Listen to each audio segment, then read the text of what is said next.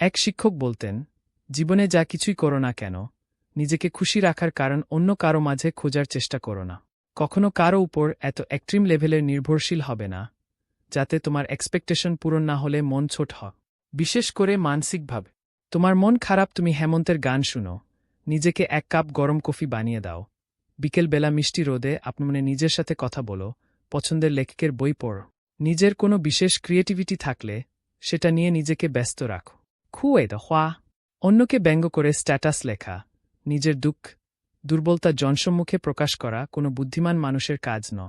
খুব বেশি মন খারাপ হলে রুম অন্ধকার করে চুপচাপ বসে থাক, যার যার ধর্ম অনুসারে প্রার্থনা কর, পুরানো কোনো স্মৃতি মনে করো, হাসো, কাঁদো, যাই করো নিজের সাথে নিজের এমন একটা সুন্দর সম্পর্ক তৈরি করো যাতে নিজের মন খারাপের দিনগুলোতে একটা কাঁধের প্রয়োজন না হয়। যদি কোনো কাজে সফল হও নিজেকে ট্রিট দাও, যদি অকৃতকার্য হও নিজের সাথে অভিমান করো, নিজের সাথে প্রতিজ্ঞাবদ্ধ হও। তবে অন্য কারো চোখে নিজের পারফেকশন খোঁজার চেষ্টা করো না। অন্যের চোখ তোমার ত্রুটিগুলোর মাঝে যখন তোমার গুণগুলো খুঁজে পাবে না, তুমি কষ্ট পাবে। পারলে তুমি পারবে।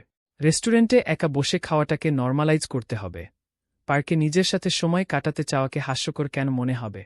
যদি সম্ভব হয় ফাইন্যান্সিয়ালিও নিজেকে প্রতিষ্ঠিত করতে হবে, যাতে তীব্র মুড সুইংয়ে নিজেকে একটা চকলেট উপহার দিতে পার, নিজের জন্মদিনে নিজেকে গিফট দিতে পারো, অথবা পাড়ার সুবিধা বঞ্চিত শিশুদের নিয়ে জন্মদিনের আনন্দ ভাগাভাগি করো। নিজের পছন্দের ড্রেসটা টাকা জমিয়ে হলেও নিজের জন্য কিনতে দিতে পার।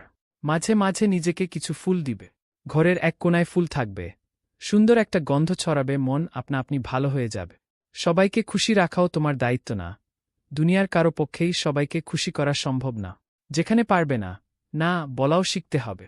আমার বাবা মা আমাকে এপ্রিসিয়েট করে না, আমার বন্ধু আমাকে সময় দেয় না, আমার কাছের প্রিয়জন আমার সাথে ঠিকমতো কথা বলে না, আমার জন্য সময় নেই, এসব উপদ্রবের সৃষ্টি করবে না। আমাদের ভাষায় যেটা এটেনশন অন্যের জন্য, এই চাওয়াগুলো অযথা টেনশন মাত। কেন নিজেকে অন্যের বিরক্তির কারণ বানাবেন? একটা সুন্দর ব্যক্তিত্ব থাকার জন্য খুব কঠিন হওয়ার দরকার নেই, শুধু নিজেকে অতটুকু ভালোবাসলেই হবে যাতে অন্যের চোখে নিজের জন্য ভালোবাসা খোঁজার প্রয়োজন না হয়। বর্তমান এই চতুর্থ শিল্প বিপ্লবের যুগে মানুষের মন প্লাস্টিকের মতোই, কখন জানি রূপ বদলায়, কারণে বদলায়, অকারণে বদলা। তাই মনে হয় নিজের মধ্যে নিজেকে সীমাবদ্ধ রাখা তুলনামূলক ভালো।